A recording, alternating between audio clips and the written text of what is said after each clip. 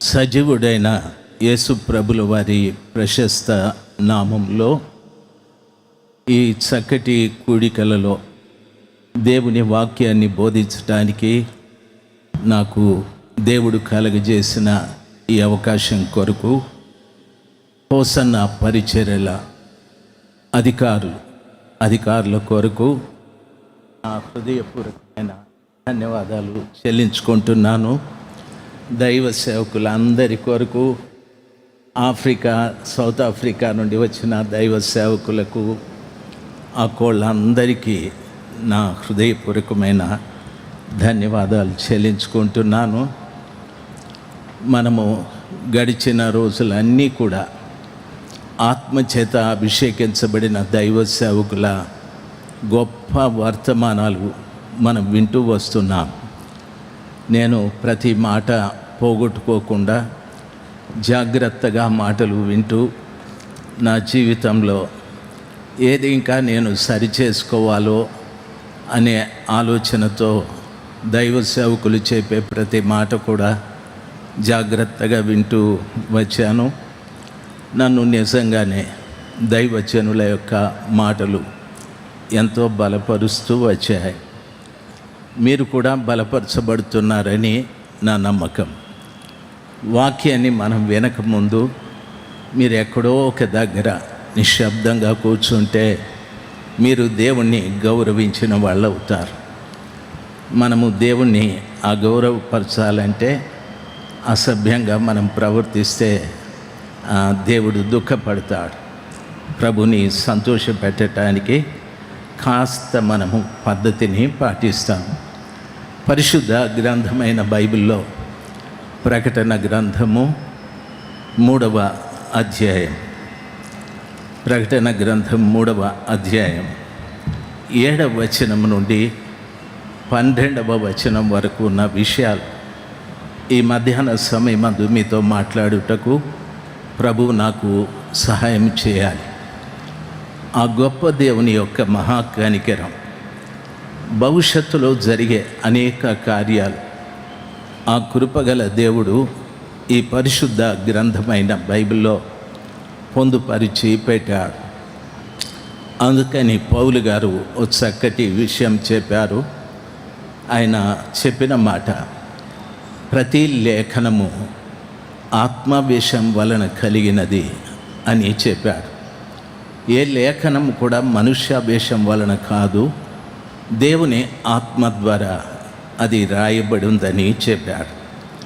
వ్రాసింది మనుషులే అయినా వ్రాయించిన వాడు పరిశుద్ధాత్మ దేవుడని వాక్యం సెలవిస్తుంది.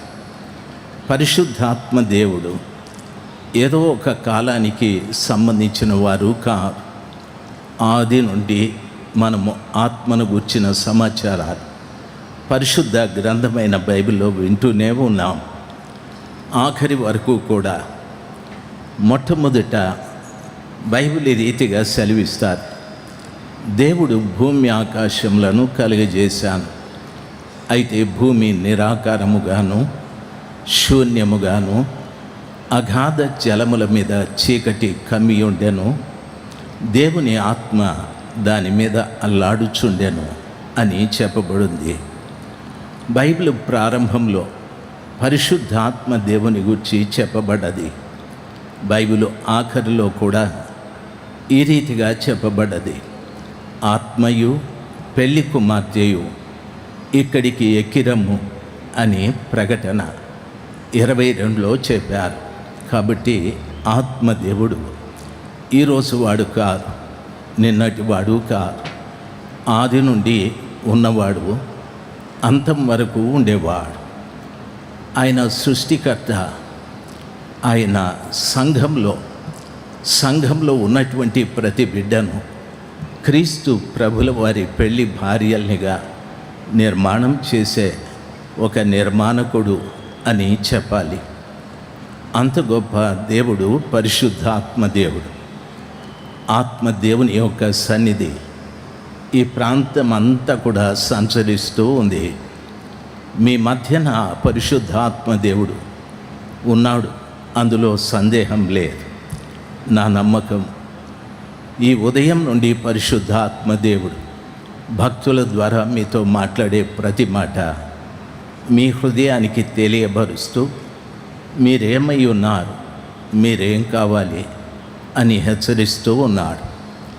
దేవుని పిల్లలు వాక్యంలో సెలవిచ్చిన రీతిగా చెవిగలవాడు వినుడుగాక అంటే నాకు చెవులు ఉన్నాయి అని కాదు, నీ అంతరంగ పురుషునికి చెవులు ఉండాలి.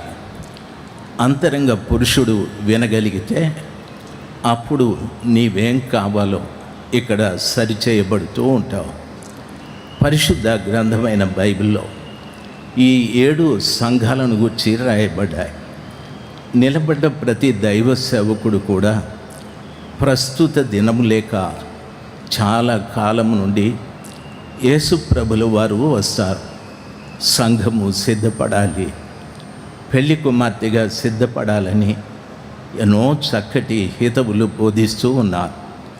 ముఖ్యంగా ఈ గుడారాలలో దైవ సేవకులు ఎన్నో రోజులు ఉపవాసం ఉండి, ఒక మాటలో చెప్పాలంటే వేల సంఖ్యలో ఎన్నో దినములు ఉపవాసాలు ఉండి ప్రార్థనలు చేసి దైవ సేవకులు ఈ స్థలంలో నిలబడి దేవుని సందేశాన్ని వినిపిస్తూ ఉంటారు. ఏదో వారికి నచ్చింది, వారికి తోచింది ఈ స్థలంలో బోధించడం లేదు. వారికి అనేక పనుల ఒత్తిడి ఉన్నప్పటికీ ఈ గుడారాలకు వచ్చే ప్రతి వ్యక్తి మీద తమ గుండెల్లో భారం ఉంటుంది. వారు ఆత్మీయంగా గుడారాలకు వచ్చే ప్రతి ఒక్క వ్యక్తిని దృష్టిలో ఉంచుకొని చక్కటి వర్తమానాలు దేవుని వద్ద నుండి తీసుకొని మనకు బోధిస్తూ ఉంటారు. మనము జాగ్రత్తగా వాటిని గ్రహిస్తే రాబోయే యేసు ప్రభుల వారి నిమిత్తము సిద్ధపడు పెళ్లి కుమార్తెలుగా మార్చబడటానికి అవకాశాలు ఉంటాయి. నిన్నటి రాత్రి అయ్యగారు ప్రార్థన చేస్తూ, ఒక అయ్యగారు బెంజమిన్ గారు ప్రార్థన చేస్తూ 10 లక్షల మంది స్థలంలోకి వచ్చారు ప్రభువా అని. ఆ లెక్క తప్పే. ఎందుకంటే 150 ఎకరాల విస్తీర్ణంలో ఎంతమంది కూర్చోగలరు అని లెక్కిస్తే ఒక మనిషి ధారాళంగా కూర్చోవటానికి 3 చదరపు అడుగులు సరిపోతుంది. ఆ లెక్కన 20 లక్షల మంది కంటే ఎక్కువ ఈ స్థలంలో కూర్చుంటారు. 20 లక్షల మంది కంటే ఈ పందిర్లో ఉంటారు. అక్కడ ఎదురుగా రాత్రి పందిర్లో ఉంటారు. బయట తిరిగేవారు కూడా ఒక 50,000 మంది కంటే ఎక్కువగా ఆ బిజినెస్ పీపుల్ అటు ఇటు తిరిగేవారు. ఈ రీతిగా 20 లక్షల మందికి ఎక్కువగా ఈ స్థలంలో హాజరవుతూ ఉంటారు. అంత గొప్ప జనాబలి దేవుడు ఈ స్థలంలోనికి తీసుకొచ్చాడు. ఇంత జనాన్ని దైవ సేవకులు ఖాళీగా వదిలిపెట్టాలి అని కాదు, నయాన్నో భయాన్నో వారిని ఏదో ఒక రీతిగా యేసు ప్రభుల వారి దగ్గరికి నడిపించాలని, వారిని యేసు ప్రభుల వారి పెళ్లి భార్యలుగా చేయాలని వారి గుండెల్లో అనునిత్యము మండే మంట చాలా గొప్పది. ప్రతి దైవ సేవకుడు కూడా కన్నీరు కార్చి, ప్రభువా ఏ విధం చేతనైనా గుడారాలకు వచ్చే ప్రతి బిడ్డ కూడా నీకు సమీపం కావాలి, మీ పెళ్లి భార్యలు కావాలని కన్నీరు విడిచి మీ ఎదుట నిలబడుతూ ఉన్నారు. ఈ ప్రకటన గ్రంథంలో చెప్పబడిన 7 సంఘాలలో అన్ని సంఘాలలో లోపాలు చెప్పారు, మంచి విషయాలు చెప్పారు. అయితే ఒక సంఘంలో ఏ లోపము చెప్పకుండా మాట్లాడారు. ఆ సంఘం పేరు ఫిలదెల్ఫియా. ఇది 7వ వచనం నుండి 3వ అధ్యాయం 7వ వచనం నుండి 12వ వచనం వరకు ఉంది. ఈ విషయాలు కొంత మీతో మాట్లాడటానికి పరిశుద్ధాత్మ దేవుడు నాకు సహాయం చేయాలి. ఫిలదెల్ఫియా అంటే సహోదర ప్రేమ. అనగా ప్రస్తుతము సంఘానికి కావలసింది ఏమిటంటే ప్రేమ. నన్ను నేను ప్రేమించుకుంటాను, అందులో తప్పు లేదు. నాకు ఇచ్చిన కుటుంబాన్ని ప్రేమిస్తాను, అందులో కూడా తప్పు లేదు. నాకు ఇచ్చిన బంధువుల్ని, స్నేహితుల్ని అందరినీ ప్రేమిస్తాను, తప్పు లేదు. అయితే ఒక క్రైస్తవుడైనందుకు సహోదరుని ప్రేమించాలి, పొరుగువాన్ని ప్రేమించాలి, శత్రువును కూడా ప్రేమించాలి.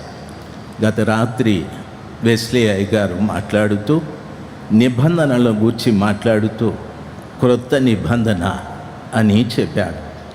ఆ క్రొత్త నిబంధనలో అయ్యగారు చాలా విలువైన సత్యాలు చెప్పారు.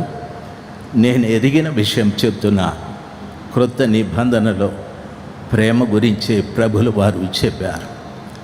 నీవు సహోదరుని ప్రేమించు, పొరుగువాన్ని ప్రేమించు, శత్రువుని ప్రేమించు అని చెప్పాడు. ఈ ఫిలదెల్ఫియా సంఘంలో సహోదరుని ప్రేమించే ఆ గొప్ప మనసు ఉంది, శత్రువుని ప్రేమించే మనసు ఉంది, పొరుగువాన్ని ప్రేమించే మనసు ఉంది. సంఘమ, మీరెన్నో సంఘాల నుండి ఈ స్థలంలోనికి వచ్చి ఉంటారు. ఒక్కొక్కసారి మీ ఎదురుగా నిలబడ్డ దైవ సేవకులు మీతో చెప్పుంటారు, మన సంఘం పరలోకానికి వెళ్తుంది, మన సంఘం పెళ్లి కుమార్తెగా మార్చబడుతుందని. అందులో తప్పు లేదు. అది వారికి ఉన్న విశ్వాసం, అది వారి నిరీక్షణ. అయితే బైబిల్ చెప్తుంది, సంఘమా మీరు ప్రేమ కలిగి ఉండాలి. అప్పుడే మీరు క్రీస్తు పెళ్లి భార్యలు అవ్వటానికి, అప్పుడే మీరు ప్రభుల వారితో పాటు పరలోకంలో నివసించటానికి అవకాశాలు ఉంటాయని ఈ సంఘం ద్వారా ప్రభుల వారు తెలియజేస్తూ ఉన్నారు. ఈ మధ్యాహ్న సమయమాదు ప్రభు దాసుడుగా మీకు నా 2 చేతులెత్తి నమస్కరిస్తూ చెప్తున్న మాట, సంఘాలలోకి వెళ్ళిన తర్వాత ఏదో రోగాలు బాగు కావాలి, అద్భుతాలు జరగాలి, మహత్కార్యాలు జరగాలి, ఏవేవో మనం ఎదురు చూస్తూ ఉంటాం. నా అవసరాలు తీరాలి, నా వ్యాపారమో ఉద్యోగమో అభివృద్ధి కావాలి అనుకుంటూ ఉంటాం. తప్పేమీ లేదు. అయితే నీవు క్రీస్తు పెళ్లి భార్య కావాలి అంటే ఒకటి ప్రేమ కలిగి జీవించాలి. ఏ సంఘమైనా సరే, నేను నడిపించే సంఘమైనా, మా దైవజనులు నడిపించే సంఘమైనా, ఏ సంఘమైనా ప్రేమ కలిగి జీవించాలి. ఆ ప్రేమ లేకపోతే నేను ప్రభువాడను కాను. ఎందుకంటే బైబిల్ సెలవిస్తారు, మీ దేవుడు ఎవరు అని అడిగితే ఏదో ఒక రూపాన్ని చూపెట్టలేం. ఏదో ఆయన ఎక్కడుంటాడు అంటే ఒక ప్రదేశాన్ని చూపెట్టలేం. మన దేవుడు ఆత్మస్వరూపి, వాక్యస్వరూపి, ప్రేమాస్వరూపి. ఆయన విశ్వమంతా ఒకే పర్యాయం ఉండు దేవుడు. ఆయన ఎక్కడున్నాడు, అక్కడ లేడు అనే సమస్య లేదు. కాబట్టి కృపగలిగిన దేవుడు ప్రేమాస్వరూపి. ఆయన రక్తంతోనే ఈ స్థలంలో ఉన్న ప్రతి బిడ్డ కడగబడ్డారు. ఆయన రక్తాన్ని పంచుకొని నేను పుట్టాను, ఆయన రక్తాన్ని పంచుకొని నీవు పుట్టావు. అప్పుడు ఆయనకున్న శ్రేష్టమైన గుణలక్షణాలు నీలో కూడా ఉండాలి కదా. ఆయనకున్న శ్రేష్టమైన లక్షణాలు నీలో లేకపోతే ఒక్కొక్కసారి తండ్రి అంటాడు, తండ్రికి భిన్నంగా ప్రవర్తించే కుమారుడు ఇంట్లో ఉంటే తండ్రి 1-2 పర్యాయాలు చెప్పి అంటాడు, అసలు వీడు నాకు కొడుకే కాదు, వీడు నాకు పుట్టలేదంటాడు. క్రైస్తవ సంఘమా, ఈ రోజున మనలో ప్రేమ లేకపోతే ప్రభుల వారు అలాగనడు. కానీ నీవు బ్రతికినంత కాలం నీలో ఆ ప్రేమ కలిగి ఉండేటట్లుగా నిన్ను హెచ్చరిస్తూనే ఉంటాడు. దయచేసి గమనించాలి. ఈ మధ్యాహ్న సమయం మొట్టమొదటిది సంఘంలో ప్రేమ కలిగి ఉండాలి. బైబిల్ చెప్తాది, అక్కడ రాయబడిన మాట, దావీదు తాళపు చెవి కలిగి ఎవడును వేయలేకుండా, తీయువాడును ఎవడు తీయలేకుండా, వేయువాడనైన సత్య స్వరూప్యగు పరిశుద్ధుడు చెప్పు సంగతులేమనగా అని చెప్పాడు. దావీదు తాళపు చెవి కలిగి ఎవడును వేయలేకుండా, తీయువాడును ఎవడు తీయకుండా, ఆ సత్య స్వరూపి అయిన దేవుడు చెప్పే సంగతులు అన్నాడు. దావీదు తాళపు చెవి నా యేసు ప్రభుల వారే. ఆయన పరలోకంలో తాను తాళం వేస్తాడు, పరలోకంలో తాళం తీస్తాడు. ప్రభుల వారు ఈ రీతిగా చెప్పారు, మీరు భూమి మీద ఏదైనా అడిగితే నేను ఖచ్చితంగా మీరు బంధించిన దాన్ని పరలోకంలో బంధిస్తాను, మీరు విప్పిన దాన్ని పరలోకంలో విప్పుతాను అని ప్రభుల వారు చెప్పారు. కాబట్టి ఆయనకు పెట్టబడిన అనేక పేర్లలో ఒక పేరు దావీదు తాళపు చెవి. ఆయన పరలోకంలో తన తాళపు చెవితో ఎన్నో తెరిచాడు. అనగా భూమి మీద ప్రజల మధ్యలో విస్తరిస్తున్న పాపం నిర్మూలన చేయటానికి ఆయన తాళపు చెవి తెరిచి ప్రవక్తల్ని పంపాడు, రాజులను పంపాడు, న్యాయాధిపతుల్ని పంపాడు, తరువాత ధర్మశాస్త్రం పంపాడు, బలిపీఠాన్ని పంపాడు, బలులు అర్పించమని చెప్పాడు. ఎన్నో తెరిచి ఈ భూమి మీదకి పంపాడు. కానీ ప్రజలు వారి పాపాన్ని విడిచిపెట్టి ప్రభు దగ్గరికి రాలేదు. అందుకని ఆయనే ఈ లోకంలోకి వచ్చాడు. ఆయన తెరిచిన దాన్ని ఎవడు మూయలేడు, ఆయన మూసిన దాన్ని ఎవరు తెరవలేరు. ఆ రీతిగా మన పితరుల కాలంలో భక్తి విషయంలో ఆచరించిన ప్రతి పద్ధతి ఆయనే తెరిచాడు. ఆయన తెరవకపోతే అవన్నీ కూడా భూమి మీదకు వచ్చి ప్రజల పాప క్షమాపణ నిమిత్తమై ఆ కార్యాలు చేయడము అనేది అసంభవం. దయచేసి ఆయనే దావీదు యొక్క తాళపు చెవి అని వాక్యము సెలవిస్తారు. 8వ వచనం, నీ క్రియలను నేను ఎరుగుదును, నీకున్న శక్తి కొంచెమై ఉండినను నీవు నా వాక్యమును గైకొని నామమును ఎరుగననలేదు. ఇదిగో తలుపు నీ ఎదుట తీసి ఉంచి ఉన్నాను, దానిని ఎవడు వేయనేరడు అని చెప్పాడు. ఈ మాట ఇంకో కొంచెం జాగ్రత్తగా మనం విందాం. నీ క్రియలు నేను ఎరుగుదును.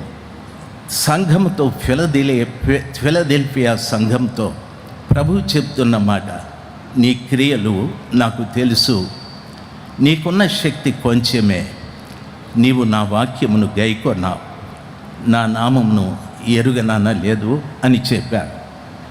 దరిదాపు గురువారం నుండి ఈరోజు వరకు దైవ సేవకులు ఎన్నో వాక్యాలు బోధిస్తూ ఉన్నారు. వాక్యాలు చెప్పేటప్పుడు దేవుడు అంటున్నాడు, నీ క్రియలు నేను ఎరుగుదును, నీకున్న శక్తి కొంచెమే, నీవు నా వాక్యమును గైకొని నా నామమును ఎరుగననలేదు అన్నాడు. అంటే దాని అర్థం, వాక్యాన్ని గైకుంటే, ఒక వ్యక్తి వాక్యాన్ని గైకుంటే ప్రభు యొక్క నామమును అతడు ఎరిగినట్టే. ఒక వ్యక్తి దేవుని వాక్యాన్ని గైకొనకపోతే అతడు ప్రభువు నామమును ఎరుగలేదు అని దాని అర్థం. దైవ సేవకులు చెప్పేటటువంటి శ్రేష్టమైన వాక్కులను జాగ్రత్తగా మనం విని, ఆ వాక్యాన్ని నా గురించే చెప్పాడు ప్రభుల వారు. నేను ఒక దైవ సేవకుని చూడడం లేదు, దైవ సేవకుని నోటి నుండి వచ్చే ఆయన మాటల కొరకు నేను వచ్చాను అని ఆసక్తితో ఆయన మాటల్ని మనం ఎప్పుడైతే గైకుంటామో అప్పుడు ప్రభుల వారు చెప్తున్న మాట, నీ క్రియలు నాకు తెలుసు, నీ శక్తి కొంచెమే. ఈ రోజున ఈ స్థలంలో కూర్చున్నటువంటి బిడలకు ఎన్నో శక్తులు ఉండొచ్చు, జనం మనతో పాటు ఉండొచ్చు, ధనం మనకు ఉండొచ్చు, శరీర బలం మనకు ఉండొచ్చు, కులబలం మనకు ఉండొచ్చు. అయితే మనలో ఉన్న కొంచెము శక్తి పరిశుద్ధాత్మ శక్తి. ఆ కొంచెము శక్తి చేత మనము దేవుని వాక్యాన్ని గైకొన్నాం. ఎప్పుడైతే ప్రభు వాక్యాన్ని గైకొంటామో ప్రభు అంటాడు, నా నామమును ఎరుగనలేదు, నీ ఎదుట నేను తలుపు తెరిచి ఉంచి ఉన్నాను అని చెప్తాడు. ఒక వ్యక్తి దేవుని వాక్యాన్ని గైకొని, ప్రభువా ఈ వాక్య ప్రకారంగా నేను జీవించలేదు. ఈ రోజున దైవ సేవకులు ఈ మాటల చేత నన్ను హెచ్చరిస్తూ ఉన్నారు. నా పాపాన్ని క్షమించమని ఎప్పుడు నేను ప్రాధేయపడి పశ్చాత్తాపపడి ప్రార్థిస్తానో అప్పుడు ఆయన వాక్యాన్ని నేను గైకొన్నట్టు. ఒకవేళ దైవజనులు నాతో మాట్లాడినప్పుడు నాలో ఉన్న తప్పిదం తెలిసి కూడా వాక్యాన్ని గైకొనకపోతే నేను ఆయన నామమును ఎరుగలేదు అని దాని అర్థం. ఆయన నామమును ఎరుగకపోవడమే కాదు, ప్రభు నా కొరకు తలుపు తీయడని వాక్యము సెలవిస్తుంది. 3 రోజుల నుండి ఎండలో ఎంతో వడగాల్పుల్లో మీరు వచ్చి కూర్చొని వాక్యం వింటూ ఉన్నారు. మీకున్న శక్తి కొంచెమే, దేవుని ఆత్మ మీలో కొంచెమే ఉంది. ఆ కాస్తైన ఆత్మ చేత నీవేం చేయాలంటే ఆత్మకు సంబంధించిన క్రియలు కలిగి జీవించాలి. రెండవది, ఆయన చెప్పే ప్రతి మాట జాగ్రత్తగా విని పశ్చాత్తాపపడాలి. నిజమే ప్రభువా, నాలో కోపం ఉంది, దయచేసి నన్ను క్షమించండి. నిజమే ప్రభువా, నాలో అబద్ధాలు ఉన్నాయి, నన్ను క్షమించండి. నాకున్న ఈ కొద్ది శక్తి చేత నీవు చెప్పే ఈ వాక్యాన్ని నేను గైకుంటూ ఉన్నా. నేను మోసగాన్ని, నా భార్యకు మోసం చేశాను, నా భర్తకు మోసం చేశాను, నా తల్లిదండ్రులకు మోసం చేశాను, మా పై అధికారులకు కూడా మోసం చేశాను. ఎంతో నాలో మోసముందయ్యా అని పశ్చాత్తాపపడి ప్రార్థిస్తే నీవు దేవుని వాక్యాన్ని గైకొన్నట్టు. నీ శక్తి కొంచెమే. ఎప్పుడు వాక్యాన్ని గైకొంటావో అప్పుడు ప్రభుల వారు అంటారు, నా నామమును నీవు ఎరిగి ఉన్నావు అనని. తరువాత నీకోసం తలుపు తెరిచి పెడతానని ప్రభులు వారు సెలవిచ్చారు. ఏ తల్లి, ఏ తండ్రి దేవుని వాక్యాన్ని విని పశ్చాత్తాపపడుతున్న వాళ్ళు చెప్పండి?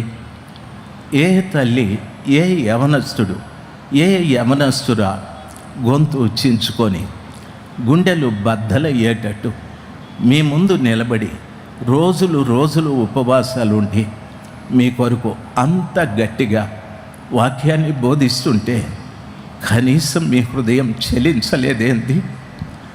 కనీసం మీ హృదయంలో కాస్తైనా స్పందన రాలేదేంది? అంటే మీకున్న కొంచెము శక్తి కూడా పోగొట్టుకున్నారేమో. మీకున్న ఆ కొంచెము శక్తి ఉంటే ఖచ్చితంగా మీలో పశ్చాత్తాపం ప్రారంభమవుతుంది.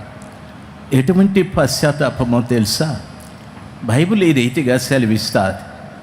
ఈ స్థలంలో దొర్లి నీవు ఏడుస్తావు, పరిశుద్ధాత్మకు నేను మోసం చేశాను, నేను దేవుని నామాన్ని ఎరిగాను అంటూ నేను నిజంగా తప్పులు చేస్తున్నానని యేసు ప్రభుల వారికి, పరిశుద్ధాత్మ దేవునికి వాక్యమునకు మధ్యలో నీవు నిలబడి వారు హెచ్చరించే హెచ్చరికల చేత గుండె పగిలి కన్నీళ్లు కారుస్తూ దొర్లుతూ ఏడుస్తావు. ఆ కార్యం ఎప్పుడైనా నీ జీవితంలో జరిగిందా? చూడండి. పరలోకానికి వెళ్ళగోరే సంఘాన్ని గూర్చి ప్రభుల వారు ఎంత చక్కగా చెప్తున్నారో. కుమారుడా, కుమార్తె, నీకున్న శక్తి కొంచెమే నాకు తెలుసు.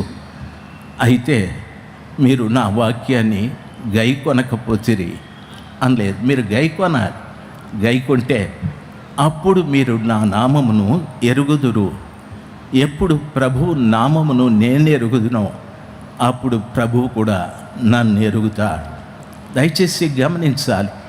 చాలామంది పశ్చాత్తాపము లేక సర్వశక్తిమంతుడైన దేవుని దృష్టిలో లేని ప్రజలుగా మనము జీవిస్తూ ఉన్నాం. నాది చిన్న తప్పే అనకండి, నాది పెద్ద తప్పు అని చెప్పకండి. నేను అప్పుడప్పుడు తప్పు చేస్తాను అని కూడా చెప్పకండి. ఎందుకంటే ప్రభు పెళ్లి భార్య స్వచ్ఛంగా ఉండాలి. యేసయ్యని గూర్చి చెప్పబడిన మాట ఈ రీతిగా ఉంది. ప్రభులు వారు చెప్పారు, ఆయన సంపూర్ణమైన పురుషుడు. అదే సమయంలో నాలో పాపముందని మీలో ఎవరైనా స్థాపించగలరా అని చెప్పారు. సంఘం కూడా ఓ సంపూర్ణమైన కన్యకగా, ఆ కన్యక నాలో పాపముందని లోకము కానీ సాతాను కానీ స్థాపించగలదా అని ధైర్యంగా లోకం ఎదుట, సాతానుడి ఎదుట సంఘము నిలబడాలి. ఆ సంఘంలో నీవున్నావు. ఆ విషయాన్ని దయచేసి గమనించాలి. ఒక తండ్రిగా, ఒక అన్నగా, ఓ తమ్ముడుగా నా 2 చేతులు జోడించి శిరస్సు వంచి మీకు నమస్కరిస్తున్నాను. యేసు ప్రభు రాకడకు దినములు దగ్గర పడ్డాయి. మీరు నాకంటే బాగా ఎరుగుదురు. ఎన్నో సూచనలు కనిపిస్తూ ఉన్నాయి. కరువులు ప్రారంభమయ్యాయి, యుద్ధాలు ప్రారంభమయ్యాయి. ఒకరి ఇంటి వారే వానికి వ్యతిరేకంగా లేచారు. ప్రజలు దేవుని వాక్యాన్ని తిరస్కరించడం చూస్తూ ఉన్నాం, వ్యతిరేకించడం చూస్తూ ఉన్నాం. ఇవన్నీ రాకడకు సూచనలు. తుందా తండ్రి, నీకు రక్షణ నిజంగా కలిగాదా? ఆలోచన చేయి.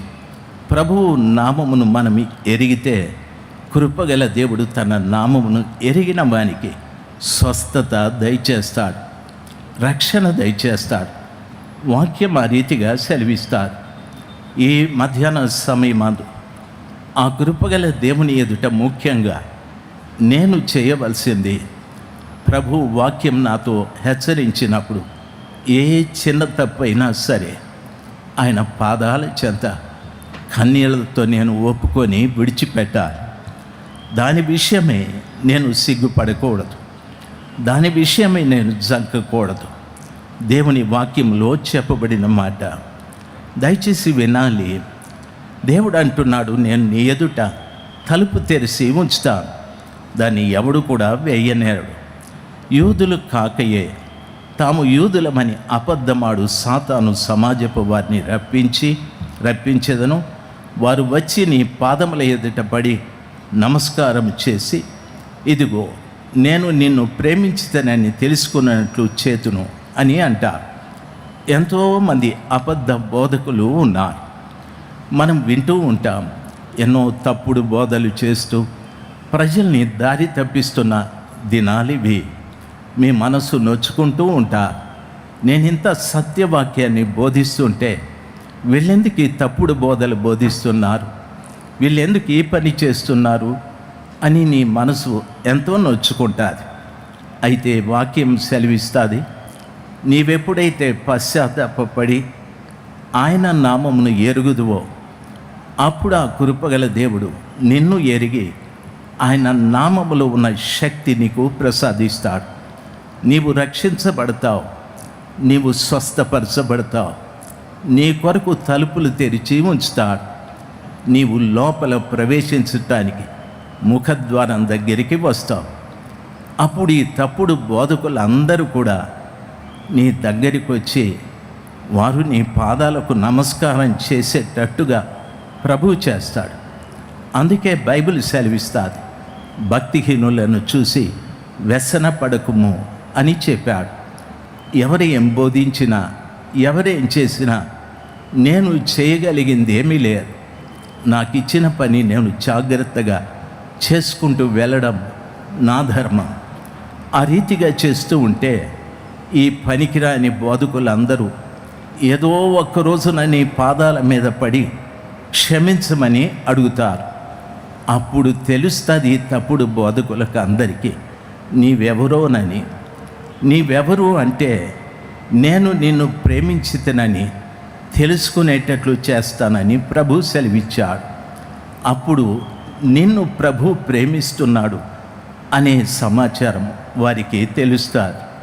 ప్రియులరా, గమనించాలి, ఈ సంఘంలో ఉన్న శ్రేష్టమైన లక్షణాలు ఇవన్నీ కూడా నీ యందు నా ఓర్పు విషయమైన వాక్యమును గైకొంటివి గనుక భూనివాసులను శోధించుటకు లోకమంతటి మీదికి రాబో శోధన కాలంలో నిన్ను కాపాడేదను.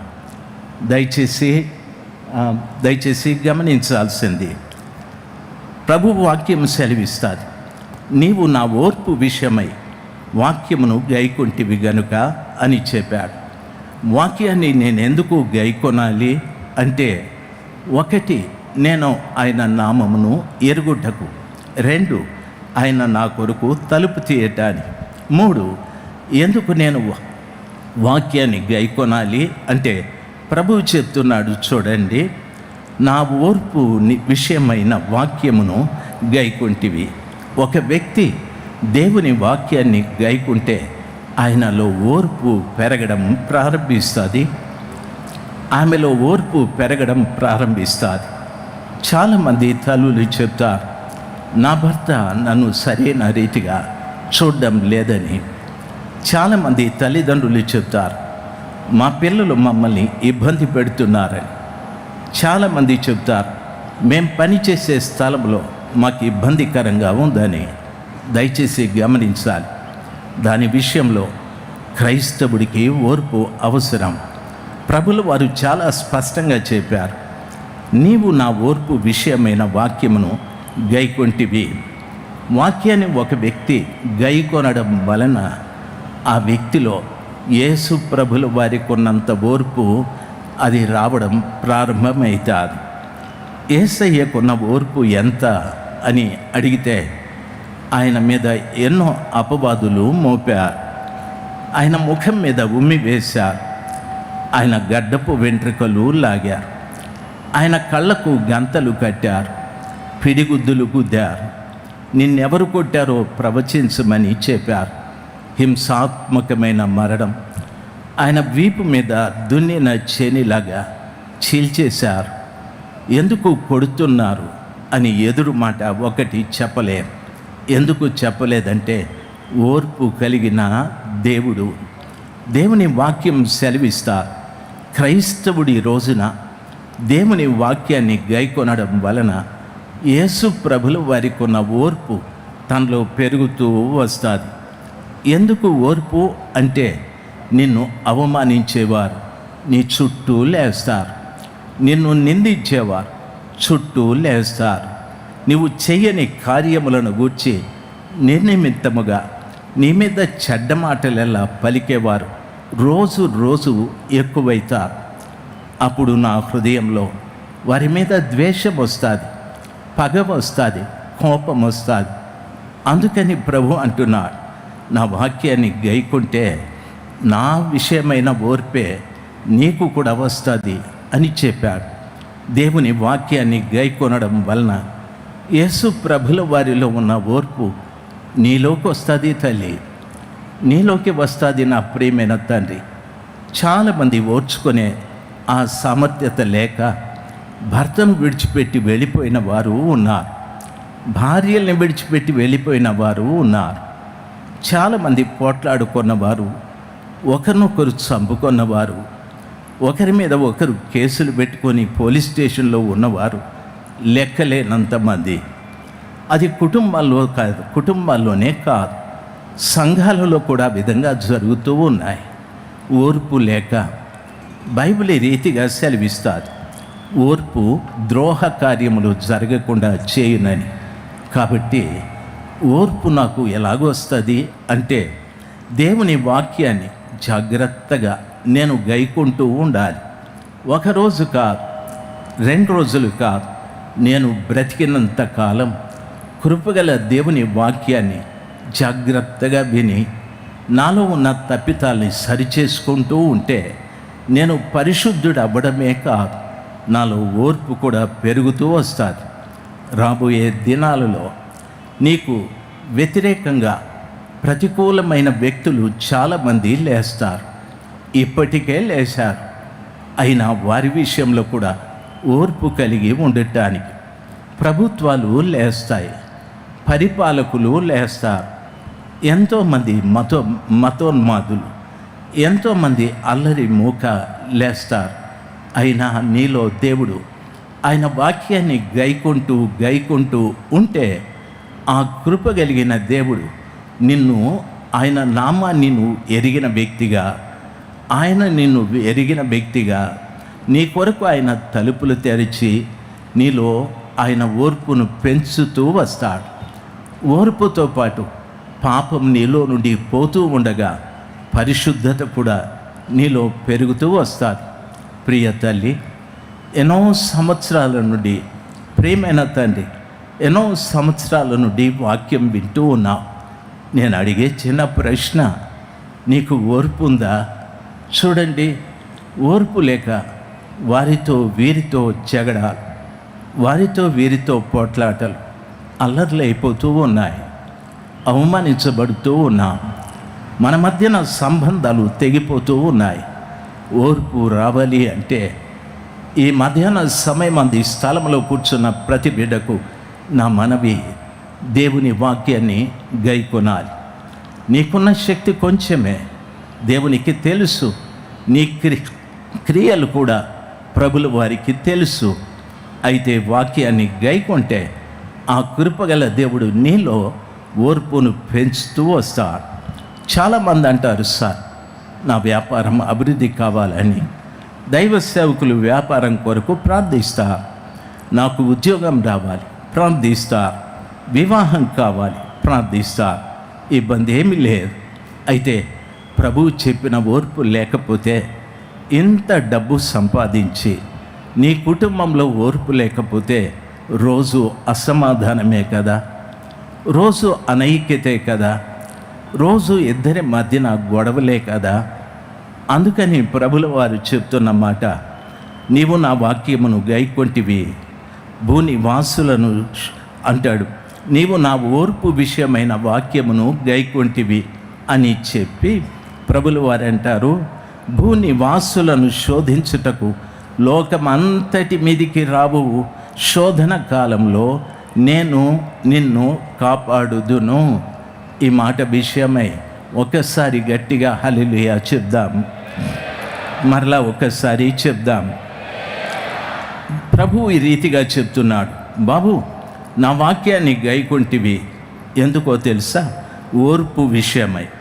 భూనివాసులను శోధించుటకు లోకమంతటి మీదికి శోధన రాబోతూ ఉంది. భూనివాసులను శోధించుటకు లోకమంతటి మీదికి రాబో శోధన కాలంలో ఆయన నేను నిన్ను కాపాడేదను అని అంటాడు. సంఘమా, ఈ మధ్యాహ్న సమయమందు మీరు గమనించాలి, శోధన కాలమున దేవుడు మనల్ని కాపాడుతాడు. అంటే లోకంలో శ్రమ వస్తుంది, శ్రమకాలం వస్తుంది, తర్వాత మహాశ్రమల కాలం వస్తుంది, సాతానుడు పరిపాలన చేస్తాడు. ఇవన్నీ కూడా మనం వింటూ ఉన్నాం. ప్రభువు ముందుగానే అభయం ఇచ్చాడు. సంఘమా, ఇదిగో లోకం మీదికి రాబో శోధన కాలంలో నేను నిన్ను కాపాడుతాను అని చెప్పాడు. ఎప్పుడో తెలుసా? పైన చెప్పిన ఈ విషయాలన్నీ కూడా సంఘంలో కనిపించినప్పుడు. సంఘం అంటే 4 గోడల్లో కాదు, 4 గోడల మధ్యన కూర్చున్న ప్రతి వారిలో ఇవి కనిపించాలి. ఇవన్నీ కనిపిస్తే శోధన కాలంలో లోకమంతటి మీదికి శోధన కాలం వస్తుంది. అయితే ఆ కృపగల దేవుడు ఆ శోధన కాలంలో ప్రభు అంటాడు, నేను నిన్ను కాపాడేదను, నేను నిన్ను కాపాడేదను. దయచేసి గమనించాలి, శోధన కాలం శోధకుని ద్వారా వస్తుంది.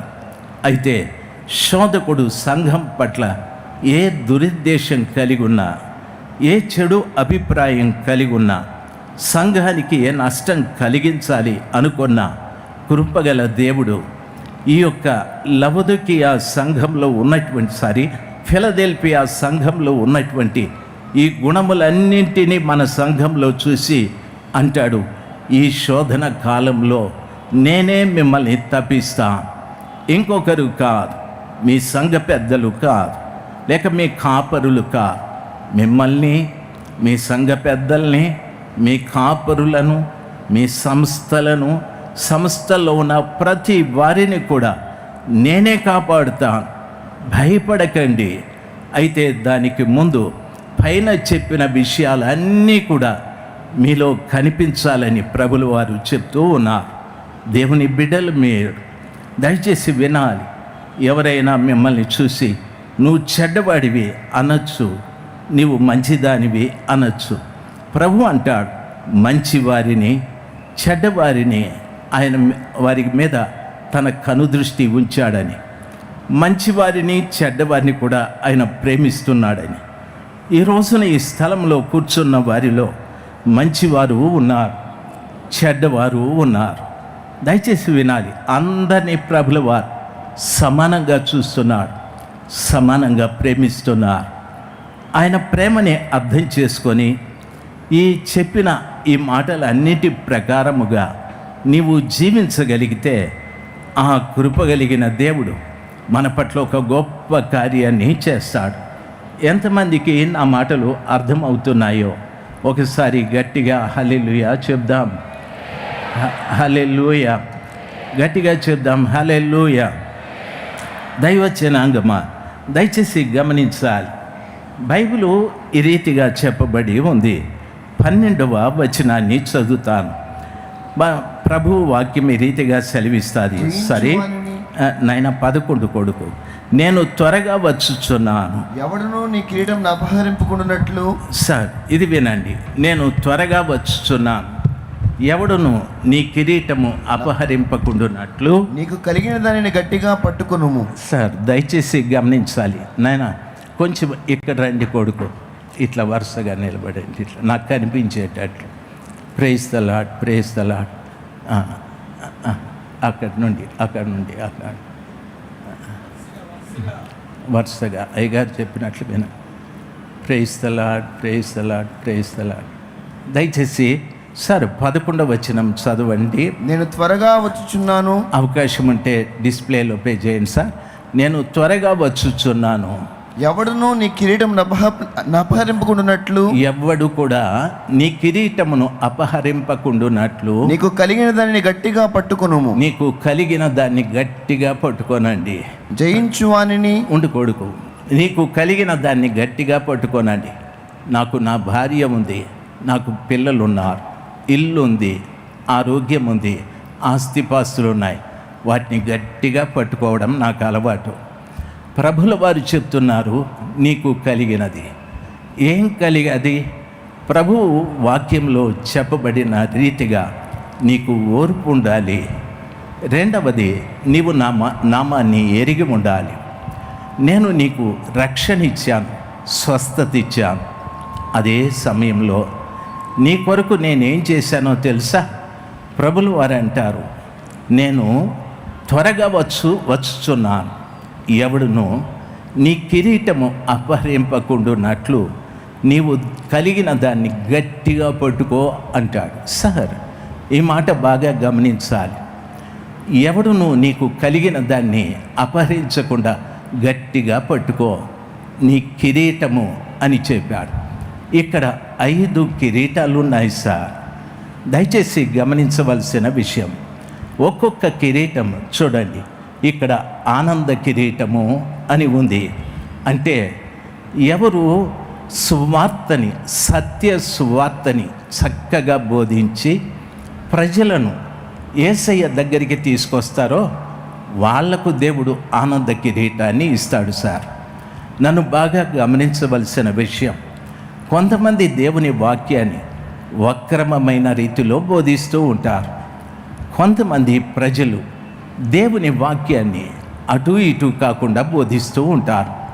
అయితే సత్య వాక్యాన్ని బోధించి ప్రజలను ఎవరైతే ప్రభువు దగ్గరికి తీసుకొస్తారో వాళ్ళకు ఆ కృపగల దేవుడు ఆనంద కిరీటం ఇస్తానని చెప్పాడు. మీరు 1 తెస్సలోనికలకు రాసిన పత్రిక 2:19. చాలామంది సువార్తను ప్రకటించి ప్రజల్ని ప్రభువు దగ్గరికి తీసుకురారు. చాలామంది సువార్త ప్రకటించి ప్రజల్ని వాళ్ళ దగ్గరికి తీసుకెళ్తారు. చాలామంది అంటారు, మేమెవరో తెలుసా, రాజశేఖర్ వాళ్ళం. ఇంకొకరు ఏమంటారు తెలుసా, జర్మియా వాళ్ళం. ఇంకొకరు ఏమంటారో తెలుసా, ఇంకొకరి పేర్లు చెప్తూ ఉంటారు. దయచేసి సువార్త విన్న తర్వాత ఒక సేవకుడు సువార్త విని రక్షింపబడిన వారిని ప్రభువు దగ్గరికి తీసుకొని వస్తే వాళ్లకు దేవుడు ఆనంద కిరీటాన్ని దయచేస్తాడు. హోసన్న పరిచర్యలలో దేవుడు ఇష్టపడేది ఏమిటంటే ప్రజలకు సత్య సువార్తని చిన్న బ్రదర్ దగ్గర నుండి మన నాయకుల వరకు వారు బోధించే వాక్యం సత్యవాక్యం. మనమే కాదు, చాలామంది లోకంలో సత్యవాక్యాన్ని బోధిస్తూ ఉన్నాం. ఎక్కడ తప్పిపోతున్నామంటే వాక్యాన్ని విని ప్రజలు వచ్చినప్పుడు వాళ్ళని ప్రభు దగ్గరికి నడిపించడం లేదు, వాళ్ళను వాళ్ళ దగ్గరికి నడిపించుకుంటూ ఉన్నారు. అయితే దేవుని అద్భుతమైన కృపను బట్టి హోసన్న పరిచర్యల్లో ఆ విధమైన తప్పిదం జరగలేదు, ప్రభు దగ్గరికి నడిపిస్తూ ఉన్నారు. అందుకే వాక్యం వింటున్న ప్రతి వారితో దైవ సేవకులు చెప్తున్న మాట, మీరు పశ్చాత్తాపపడండి. ఇదిగో బాప్తీసాలు అక్కడ ఇస్తూ ఉంటారు, వెళ్ళండి బాప్తీసాలు తీసుకోండి. ఇంకా రోజుకి ఒక్కొక్కరు 10 మందిని 50 మందిని తీసుకురండి. మనమందరం కలిసి ప్రభు దగ్గరికి వెళ్దాం. మనమందరము సత్యవాక్యాన్ని విని ఆ ప్రకారంగా జీవిస్తామని ఈ రోజున మన నాయకులకే కాదు, ఆ తరువాత అనేక మంది దైవ సేవకులకు ఈ ఆనంద కిరీటాన్ని దేవుడు దయచేయబోతూ ఉన్నాడు. అందరూ అర్థమైన వాళ్ళు ఒకసారి గట్టిగా చప్పట్లు కొట్టి దేవుని మహిమపరుద్దాం. తరువాత రెండవ తిమోతిలకు రాసిన పత్రిక 4వ అధ్యాయం 8వ వచనం, నీతి కిరీటము అని రాయబడింది. ఆ కిరీటాలు చూడండి ఎంత బాగున్నాయో. భూమి మీద తయారు చేసిన కిరీటాలే ఇంత అందంగా ఉంటే పరలోకంలో దేవుడు ఎంత చక్కటి కిరీటాల్ని దైవ సేవకులకి ఇవ్వబోతున్నాడు. ఈ నీతి కిరీటం ఎవరికి ఇస్తారంటే నీతిగా జీవించే వారికి, క్రీస్తు తిరిగి రానున్న దినాన ప్రేమతో ఎదురు చూసేవారికి, నీతిగా జీవించేవారికి.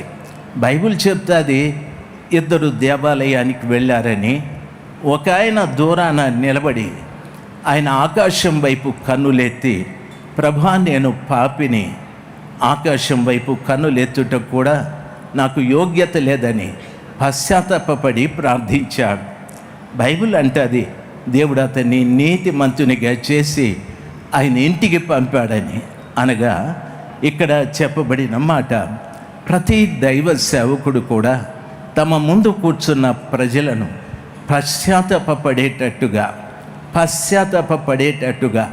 చక్కటి హితవులు బోధిస్తూ తర్వాత క్రీస్తు తిరిగి రానున్న ఆ ప్రభుల వారి దగ్గరికి నడిపించేటట్టుగా ఉండాలి. పశ్చాత్తాపపడి సంఘంలో చేర్చబడిన ప్రతి వారిని రానయ్యున్న క్రీస్తు కొరకు ఎదురు చూసేవారిగా తయారు చేస్తే సంఘంలో ప్రతి వారు, పిల్లలు ఉంటారు, వృద్ధులు ఉంటారు, పెద్దలు ఉంటారు, విద్యావంతులు ఉంటారు, నిరక్షరాస్యులు ఉంటారు, అందరినీ అర్థమయ్యేటట్టుగా మీరు ప్రభువు కొరకు ఎదురు చూడాలి. ఇక్కడే మనం కొంతకాలం ఉంటాం. మీరు పశ్చాత్తాపపడి పరిశుద్ధపరచబడి నీతిమంతులయ్యారు. ఈ నీతిని కాపాడుకుంటూ నీతిమంతుడైన యేసు ప్రభుల వారి కొరకు ఎదురు చూడమని దైవ సేవకుడు బోధిస్తూ ఉంటే ఆ బోధ విని ప్రభుల వారి వైపు ఎదురు చూసే జనం ఎక్కువైతారు. అటువంటి దైవ సేవకునికి, దేవుని కొరకు ఎదురు చూసే నీతిమంతులకు కృపగల దేవుడు ఈ నీతి కిరీటాన్ని దయచేస్తాడు. నా మాటలు మీకు అర్థమైతే ఓసారి గట్టిగా చప్పట్లు కొట్టి దేవుని మహిమపరుద్దాం. హల్లెలూయా.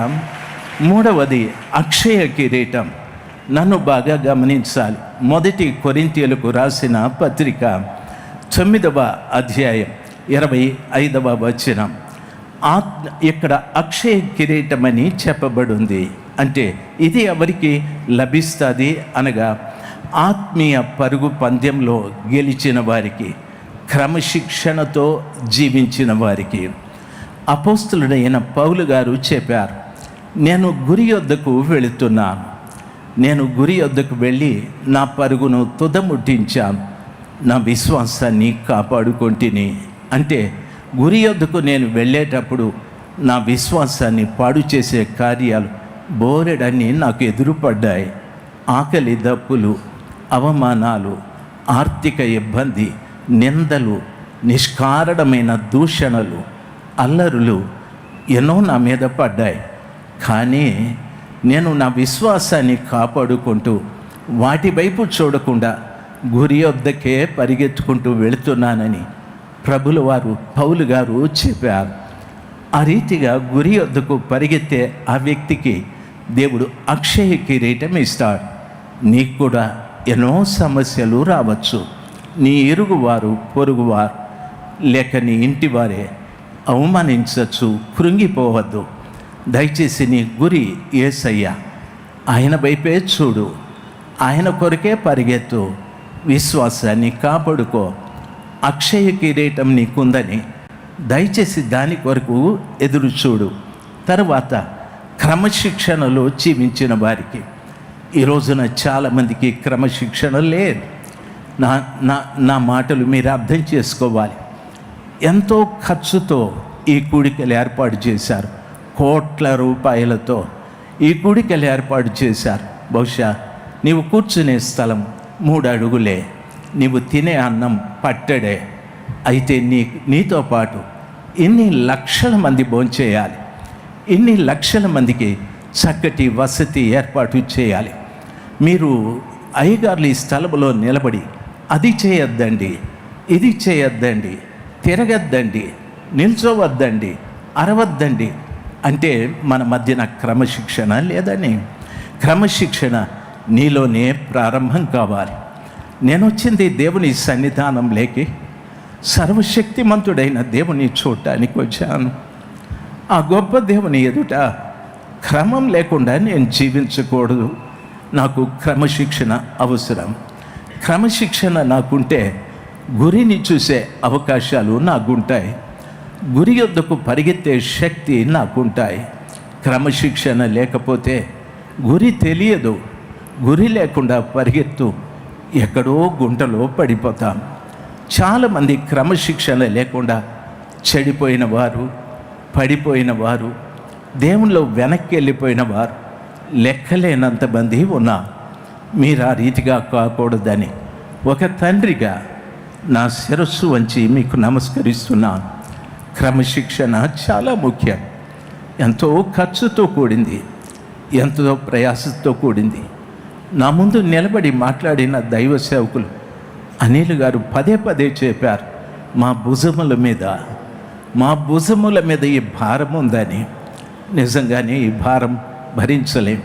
మీదొక చిన్న కుటుంబం, ఆ కుటుంబాన్ని భరించలేక ఎంత తల మునకలైపోతూ ఉంటుంది. ఇన్ని కుటుంబాలు, ఇన్ని లక్షల మంది, 20 లక్షల మందిని అకామిడేట్ చేయాలి. 20 లక్షల మందికి భోజనాలు ఏర్పాటు చేయాలి. అబ్బా, నిజంగా ఇది మాటలతో వర్ణించేది కాదు. దయచేసి క్రమశిక్షణ నీలోకి రావాలి. క్రమశిక్షణ నీలోనే పుట్టాలి. చాలామంది ప్రార్థన అంటే 10 గంటల కంటే 11ంటికి వెళ్తారు. క్రమశిక్షణ కాదది. చాలామంది ఆరాధన జరుగుతుంటే ఆ సేవకుడు నాకు తెలుసు, ఈ సేవకుడు నాకు తెలుసు అని వెళ్ళి ఆ సేవకునితో మీటింగ్లో అడ్డుగా మాట్లాడుతూ ఉంటారు. క్రమశిక్షణ కాదది. క్రమశిక్షణ లేనివాడు గురిని మరిచిపోతాడు. క్రమశిక్షణ లేనివాడు అక్షయ కిరీటాన్ని పోగొట్టుకుంటాడు. కాబట్టి గురి ఎద్దుకు పరిగెత్తుకుంటూ క్రమశిక్షణ కలిగి జీవిస్తే అక్షయ కిరీటాన్ని దేవుడు నీకు అనుగ్రహిస్తాడు. ప్రియులారా, మహిమ కిరీటం కూడా 1 పేతురు పత్రిక 5వ అధ్యాయం 4వ వచనం. ఈ మహిమా కిరీటం ఎవరికి దేవుడిస్తాడు అనేది కూడా ఆలోచించాలి. చూడండి, మందలను విశ్వాసంతో నడిపించే దైవ సేవకులకు ఆ కృపగల దేవుడు చూడండి, మందను బాగా ప్రేమించి మందను జాగ్రత్తగా నడిపించేటటువంటి దైవ సేవకులకు ఆ కృపగల దేవుడు ఈ మహిమా కిరీటాన్ని ప్రేమిస్తాడు. ప్రభులు వారు ఎటువంటి వాడో తెలుసా? మనల్ని చూసి ప్రభులు వారు అన్నారు, నేను గొర్రెలకు కాపరిని, మంచి గొర్రెలకు మంచి కాపరిని అని చెప్పాడు. అటువంటి ఆయన మంచి గొర్రెలకు దైవ సేవకులారా, మీరు చాలామంది దైవ సేవకులు వచ్చి ఉంటారు. మీ మందను ప్రేమించండి, మీ మందను కాపాడండి. దయచేసి గమనించాలి. గత రాత్రి మాట్లాడుతూ దేవుని సేవకులు ఈ రీతిగా చెప్పారు, దావీదు గారి మందలోకి ఎలుగుబంటి సింహము ఒకే పర్యాయం వచ్చారు. ఎలుగుబంటికి సింహముకు అస్సలు పడదు, కానీ 2 మందలోకి వచ్చాయని. కాపరులారా, మన మందలోకి ఎలుగుబంటి వచ్చేదేమో, మన మందలోకి సింహం వచ్చేదేమో. అయితే మందను కాపాడవలసిన బాధ్యత మీది. మందను ప్రేమించండి, మందను కాపాడండి. ఏ క్రూరమైన మృగం అందులోకి రాకుండా మీరే జాగ్రత్తగా కాపు కాయాలి. ఒక రోజున ఆ మందను నీ చేతికి అప్పగించిన ఆ పరమ కాపరి వచ్చి, రాజశేఖర్, నీ చేతికి అప్పగించిన మంద ఎక్కడ అని అడిగినప్పుడు, ప్రభా తోడేలు తీసుకెళ్ళిపోయాది, ప్రభా ఎలుగుబంటి తీసుకెళ్ళిపోయాది, సింహం తీసుకెళ్ళిపోయాది అంటే ప్రభు అంటాడు, బాధ్యత రహితంగా జీవించిన నీవు ఒకనాటికి నాకు సంబంధించిన వ్యక్తివి కాదని నన్ను ప్రభుల వారు క్రమం లేని జీవితాన్ని జీవించానని నన్ను ప్రభుల వారు నరకంలోకి పంపవలసి వస్తారు. దైవజనులారా, సంఘాన్ని ప్రేమించండి. అందులో ఇచ్చువారు ఉంటారు, ఇవ్వని వారు ఉంటారు, చదువుకున్న వారు ఉంటారు, చదువు లేని వారు ఉంటారు. అందులో నాగరికులు ఉంటారు, అనాగరికులు ఉంటారు. అందరినీ సమంగా ప్రేమించాలి, అందరినీ సమంగా నడిపించాలి. ఆ రీతిగా సంఘ కాపరి సంఘాన్ని ప్రేమిస్తూ యేసు ప్రభుల వారు, పరమ కాపరి అయిన యేసు ప్రభుల వారు వచ్చేటంత వరకు ఆ మందని కాపాడుకుంటూ వెళితే ప్రభుల వారు చూసి అంటారు, నా మందను తిరిగి నాకు అప్పగించావు కుమారుడా, ఈ మందలో ఏ ఒక్క గొర్రె తప్పిపోలేదు, కాబట్టి నీకు మహిమా కిరీటం ఇస్తానని ప్రభులు వారు చెప్తారు. నా మాటలు మీకు అర్థమవుతుంటే ఓసారి గట్టిగా చప్పట్లు కొట్టి దేవుని మహిమ పరుద్దాం. గట్టిగా చప్పట్లు కొట్టి దేవుని మహిమ పరుద్దాం. హల్లెలూయా. చాలామంది దైవ సేవకులు పక్షపాతాన్ని చూపెడుతూ ఉంటారు. తమ స్టేటస్ కలిగినటువంటి వ్యక్తులతో చాలా సున్నితంగా తమకు సంబంధించిన వ్యక్తుల్ని దూరం చేస్తూ ఉంటారు. యేసుప్రభులు వారు అలా కాదు కదా. జక్కయ్య, ఆ తరువాత 5 మంది భర్తలు కలిగిన ఒక తల్లి, ఓ కుష్ఠరోగి, ఈ రీతిగా చెప్పుకుంటూ వెళితే ఎందరితోనో ప్రభులు వారు కలిసి మాట్లాడారు. దేవుడు చాలా మంచివాడు. అదే ప్రేమ నీవు కలిగి ఉండాలి. ఆయన పరమ కాపరి, నీవు కూడా ఆ కాపరిని పోలి జీవించాలని పౌలు చెప్పాడు. నేను క్రీస్తును పోలి నడిచిన ప్రకారముగా మీరు నన్ను పోలి నడవండి. యేసు క్రీస్తుకు కలిగిన ఈ మనస్సు మీరునో కలిగి ఉండుడి అని చెప్పాడు. నేను బోధించటానికి కాదు ఈ పదాలు, వాటిని అనుసరించటానికి ప్రభు నాకు ఈ విషయాలు చెప్పాడు. దాన్ని నేను పాటించగలిగితే మహిమా కిరీటాన్ని యేసు ప్రభుల వారు స్వయాన నీ శిరస్సు మీద పెట్టి అనేక మంది ప్రజల ఎదుట ప్రభుల వారు అంటారు, నా కుమారులారా, పరలోకమా, నేను ఈ బిడ్డకు అప్పగించిన మందని జాగ్రత్తగా తీసుకొచ్చి నాకు అప్పగించాడు, క్రమశిక్షణ నేర్పించాడు అని చెప్పి ఆ పరలోకంలో నిన్ను వచ్చి గొప్పగా ప్రభులు వారు మాట్లాడే అవకాశాలు ఉన్నాయి. ఈ భాగ్యాన్ని దయచేసి పోగొట్టుకొనకండి. అల్పకాలమైన సుఖాల కొరకు, అల్పకాలమైన భోగాల కొరకు, తుచ్చమైన కార్యాల కొరకు మన మనస్సును అటు ఇటు పోనిచ్చి దేవుడిచ్చే మహిమను పోగొట్టుకునే స్థితికి రాకూడదు. దేవుని బిడ్డలు మీరు దయచేసి ఈ మాట కూడా విందాం. ఆఖరిది విందాం. ఇక్కడ జీవ కిరీటము అని చెప్పబడి ఉంది. యాకోబు పత్రిక 1వ అధ్యాయం 12వ వచనం, ప్రకటన గ్రంథం 2వ అధ్యాయం 10వ వచనం. ఈ జీవ కిరీటం ఎవరికి ఇస్తాడు ప్రభుల వారు అనని చూడండి. బైబిల్ సెలవిస్తాది, శోధన సహించువాడు ధన్యుడు, అతడు శోధనకు నిలిచిన వాడై ప్రభు తను ప్రేమించిన వారికి వాగ్దానం చేసిన జీవ కిరీటం ఇస్తాడని చెప్పాడు. ఈ జీవ కిరీటం కష్టాలలో, హింసల్లో, అవమానాల్లో, నిందల్లో విశ్వాసాన్ని ఎవరైతే కాపాడుకుంటూ వెళతారో ఆ బిడ్డలకు జీవ కిరీటం ఇస్తాడు. చూడండి, గమనించాల్సింది, ఎంతోమంది పాస్టయ్య గారు ఆ ముందుకొచ్చి నిలబడితే ఏడుస్తూ చెప్తారు, బాధలన్నీ చెప్తారు, కష్టాలన్నీ చెప్తారు, భర్త గురించి చెప్పేస్తారు, భార్య గురించి చెప్పేస్తారు, ఎన్నో చెప్పేస్తాం. పాస్టర్ గారు పాపం సంతాపపడి బాధపడి పాస్టర్ గారు సరేమా ప్రార్థన చేద్దామని ప్రార్థన చేస్తారు. పాస్టర్ గారికి మీరు ఏడ్చినప్పుడు నొప్పి తగులుతుంది, అయితే నొప్పి పర్మనెంట్గా మీకేముంటారు, మీరే ప్రార్థన చేసుకోవాలి, మీరే ప్రార్థన చేసుకోవాలి. ప్రభు చాలా కనికరం గల దేవుడు, మీ కన్నిటిని చూసి ఊరికే ఉండే దేవుడు కాదా ఆయన? దయచేసి గమనించాలి. ఇవన్నీ కూడా దేవుడు మనకిచ్చేటటువంటి కిరీటాలు. ప్రభు అంటున్నాడు 12వ వచనంలో, జయించువానికి నా దేవుని ఆలయంలో ఒక స్తంభముగా చేసేదను అని చెప్తాడు. దయచేసి వినండి, శోధన కాలంలో నేను మిమ్మల్ని కాపాడుతాను, నేను త్వరగా వచ్చుచున్నాను, నీ కిరీటము అపహరింపకుండునట్లు నీకు కలిగిన దానిని గట్టిగా పట్టుకో. నీ కిరీటం ఎవడు అపహరించకుండా నీకు కలిగిన దాన్ని గట్టిగా పట్టుకో. ఏమి కలిగి ఉన్నావో తెలుసా? ప్రభు నీకు ఇచ్చిన రక్షణ, ప్రభు నీకు ఇచ్చిన మారు మనసు, ప్రభు నీకు ఇచ్చిన పాప క్షమాపణ, ప్రభు నీకు ఇచ్చిన ఆత్మ, ప్రభు నీకు ఇచ్చిన సహనం, ప్రభు నీకు ఇచ్చిన అనేకమైన కార్యాలు, ఆయన వాక్యాన్ని గైకొన్నాను అనేటటువంటి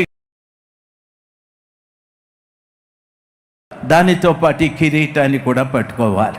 దయచేసి వినాలి. ఈ రీతిగా ప్రతి బిడ్డ నీకు ఇవ్వబడిన ప్రతి ఒక్కటి నీ కిరీటమును గట్టిగా పట్టుకోమని ప్రభుల వారు సెలవిచ్చి అంటాడు, జయించువానిని నా దేవుని ఆలయంలో ఒక స్తంభముగా చేసేదను అని అంటాడు. జయించిన వాణ్ణి నేను జాగ్రత్తగా గమనించాలి. నిలబడి బాబు, ఒక్కొక్క స్తంభము గురించి చెప్తాను, దయచేసి వినాలి. దేవుని వాక్యంలో సెలవిచ్చిన రీతిగా మొట్టమొదటి స్తంభం యాకోబు స్తంభం. బాగా వినాలి. ఆదికాండము 28:18 మీరు ఎరుగుదురు, భక్తులు ఎన్నో పర్యాలు మీకు బోధించుంటారు, కొద్ది నిమిషాల్లో ఇది ముగిసిపోతారు. 28:18 యాకోబు గారు బయలుదేరి మామగారి ఇంటికి వెళ్తూ ఉన్న రోజు అది చీకటి పడ్డది. హాయికి బేతేలుకు మధ్యలో పడుకున్నాడు. ఆ రాత్రి అతడు ఒక కలగన్నాడు. ఉదయాన లేచి తన తల కింద రాయి పెట్టుకుంటే ఆ రాయిని పాతిపెట్టి దాని మీద తైలం పోసి అంటాడు, ఇది యెహోవా ఉండు స్థలం, ఇది భయంకరమైన స్థలం, ఇది పరలోకపు ముఖద్వారం, పరలోకపు గవిని అని చెప్పాడు. అంటే నీవు ఈ స్తంభంగా మారాలి. బైబిల్లో చెప్పబడిన మాట ఏమంటాడో తెలుసా? జయించువానిని నా దేవుని ఆలయంలో ఒక స్తంభంగా చేసేదను.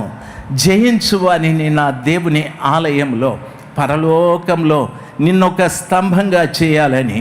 దయచేసి వినాలి. యాకోబు జయించలేదు, వెళ్ళిపోయాడు ముందుకి. ఆయన ఏమి జయించాలో ఆయన చెప్పాడు. రాతిని పాతి దాని మీద నూనె పోసి, ఇది భయంకరమైన స్థలం అండి, ఇది పరలోకపు ముఖద్వారం అని చెప్పాడు. ఆ రాయి యేసుప్రభుల వారు, ఆ తైలము పరిశుద్ధాత్మ.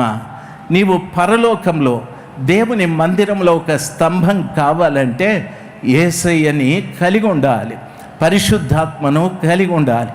ఇద్దరిని నీవు కలిగి ఒక స్తంభం ఎలాగ స్థిరంగా ఉంటుందో నీలో క్రీస్తు ప్రభుల వారు పరిశుద్ధాత్మ దేవుడు ఇద్దరు స్థిరంగా ఉండాలి. మనము ప్రభుల వారి పోగొట్టుకోవడము, పరిశుద్ధాత్మని పోగొట్టుకోవడము, పరిశుద్ధాత్మని తిరిగి క్షమించమని అడగడము, ఇటువంటి కార్యాలు జరగకూడదు. ఈ పగలు దేవుని వాక్యం వింటున్న ప్రతి బిడ్డకు నా మనవి, యేసయ్యని నువ్వు కలిగిన జీవితము, పరిశుద్ధాత్మను నువ్వు కలిగిన జీవితంలో స్తంభంగా నీవు ఉండాలి, స్థిరంగా నీవు ఉండాలి. నీ లోపల ఎప్పుడు యేసు ప్రభుల వారు స్థిరంగా ఉండాలి, నీ లోపల ఎప్పుడు పరిశుద్ధాత్మ దేవుడు స్థిరంగా ఉండాలి. అప్పుడు ప్రభుల వారు ఆయన తండ్రి మందిరంలో నిన్నొక స్తంభముగా చేసేదను అని అంటాడు. దయచేసి గమనించాలి. రెండవ స్తంభము దయచేసి మేఘ స్తంభం. మీరు బాగా ఎరుగుదురు. అగ్ని స్తంభం కూడా రాకూడదు. ఇట్రండి బాబు, దయచేసి గమనించాలి. ఇడిదిప్పు నాయన. మేఘస్తంభము, అగ్నిస్తంభం మీరు బాగా ఎరుగుదురు. దీని గురించి భక్తులు మనకి ఎన్నో చక్కటి విషయాలు బోధించి ఉంటారు. వెనక్కి జరుపు నాయన, బోధించి ఉంటారు. దయచేసి విన. నిర్గమాకాండం 13వ అధ్యాయం 21వ వచనంలో కనిపిస్తారు. ఇశ్రాయేలీయులను నడిపించేటటువంటి మేఘస్తంభం పగలు మేఘస్తంభముగా, రాత్రి అగ్నిస్తంభముగా వారి ముందు నడుస్తూ వారు ఎక్కడ ఆగాలనో అక్కడ ఆగేది. వారు ఎప్పుడు బయలుదేరాలనో అప్పుడు మేఘస్తంభం బయలుదేరి వెళ్ళేది. ఆ రీతిగా జరిగేది. ప్రియులారా, పగలు ఎండ తగలకుండా నీడగా ఉండటానికి మేఘస్తంభంగాను, రాత్రి అగ్నిస్తంభంగా చలికి బాధపడకుండా అగ్నిస్తంభముగా వారిని నడిపిస్తూ వచ్చా. ఇది ఒక విషయం చెప్పాలంటే, ఐగుప్తు నుండి వచ్చిన ప్రజలను నడిపించటానికి ఇవి రెండు ముందు నడిచాయి.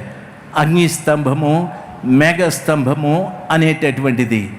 నీ ముందు కూడా నీకు నడిపించేవారు కావాలి. ఆ కృపగల దేవుడు నీ ముందు లేకపోతే ప్రయోజనం లేదు. గత రాత్రి తొలి పలుకుల్లో దైవ సేవకులు వెస్లీ అయ్య గారు చెప్పారు, మన దేవుడు మన ముందు, మన వెనకల, మన చుట్టూ ఆవరించి ఉన్నాడు, మన మీద కూడా ఆయన ఉన్నాడని చెప్పాడు. ఆయనే మనకు దాగుచోటు. ఆయన ప్రశస్తమైన రెక్కల కింద మనమున్నాం. ఈ రోజున ఇశ్రాయేలీయులను నడిపించిన ఈ మేఘస్తంభం, అగ్నిస్తంభం మనల్ని కూడా నడిపించాలి.